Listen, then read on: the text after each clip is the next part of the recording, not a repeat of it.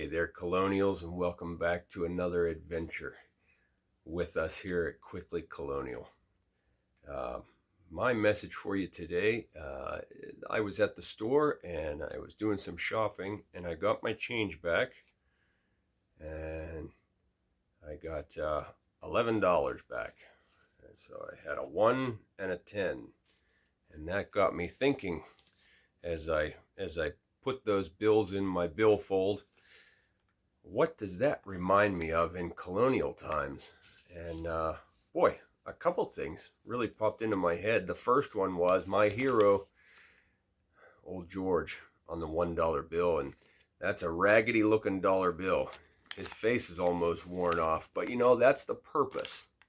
That's the purpose that the makers and the artists, whenever they were putting together the U.S. Treasury and decided to put Old George on the $1 bill, that was their whole purpose, was to have him on the most used piece of monetary paper that we have, so that everybody can use him the most often and see his face and be reminded of all his efforts to his country and his love for his country and his fellow man. So Old George looks a little washed up on that used up $1 bill. But that also reminded me of our buddy on the $10 bill, Mr. Alexander Hamilton.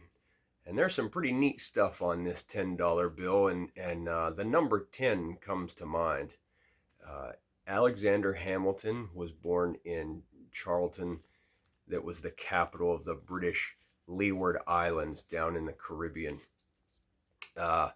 He got a job as a clerk, and he was a pretty good writer. He wrote a letter to his dad about surviving a hurricane on a ship, and his dad would share it with people, and these people were really impressed by his words and how he could describe things. And how could this kid, because at the time he's 14, 15 years old, how could this kid, write so well and describe things with such gusto, they said.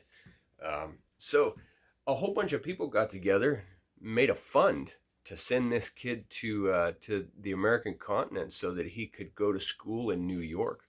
So that's pretty neat, based on just writing a letter to his dad. So he makes it to New York, and he's there studying for a few years. This comes to the point he's about 18 years old, and it's 1775. And we all know what's going on at this time period. And 1775, we're getting into it. We're getting into the American Revolution. And he was a group of the Sons of Liberty. And him and a group of his buddies got together, and they stole some British cannon. And so he got together this group of 60 guys from his school, and they decided, we're making a unit and we want to be a part of it. And so they called themselves the Corsicans, and they named him captain. And so that's the start of his military career. And so he started in the ranks and made his way up to an artillery officer. And then he must have impressed somebody along the way, because in no time, now he's an aide-de-camp to General Washington himself. At the Battle of Yorktown, which is really what we consider the last big hurrah of the American Revolution, he's 24 years old. Now, he doesn't come from much. He was an orphan by this time, and he's back home. He's a clerk. He works in a business and making pamphlets and selling canned goods. So he's not very big. He's not famous or anything.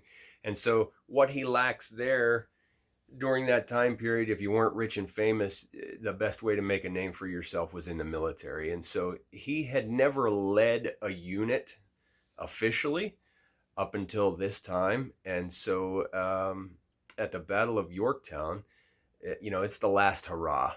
And there are two redoubts. Now, a redoubt, we'll go into a video later on about what exactly a redoubt is. But short term, it's a fort, I guess you could say, that is made out of dirt very, very quickly. It's like a giant bowl in the ground, and you stick sticks out to guard yourself from the enemy.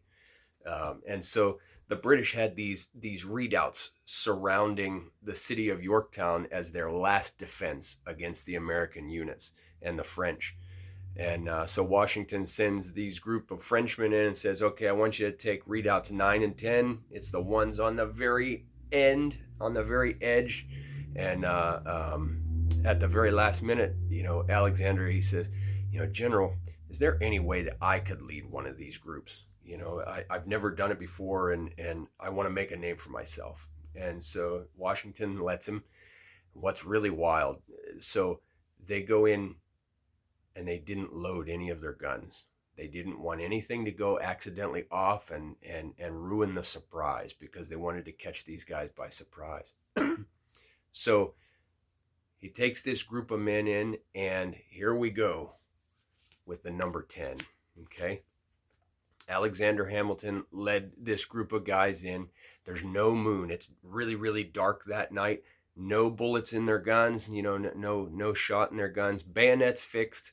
And they go in and they surround this redoubt number 10, and they catch them by surprise. And not a single American casualty. They captured this redoubt in 10 minutes. So they attacked redoubt number 10. It took them 10 minutes.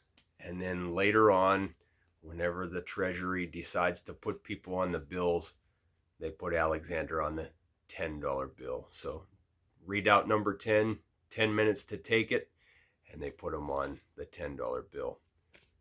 It's funny, Alexander considered George Washington his very best friend.